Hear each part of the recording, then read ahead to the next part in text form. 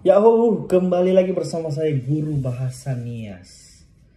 Hari ini kita bakal belajar bahasa Nias tentang apa yang bisa saya lihat di sini, yaitu pertama nih, baju ya. Baju itu adalah baru. Baru. Baju. Kemudian jam tangan. Lozi. Bilang aja lozi ya, jam, lozi. Jam dinding juga sama aja, lozi. Lozi, lozi, lozi. Kemudian rambut. Rambut adalah bu. Bu. Ini rambut saya.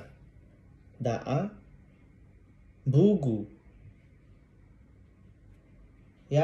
Bugu. Nah, kemudian leher. Leher bahasa Niasnya adalah bragi. Bragimu. Lehermu.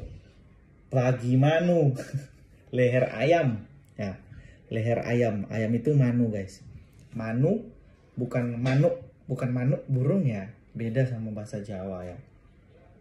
Bragimu. Lehermu. Bragimanu. Leher ayam. Kemudian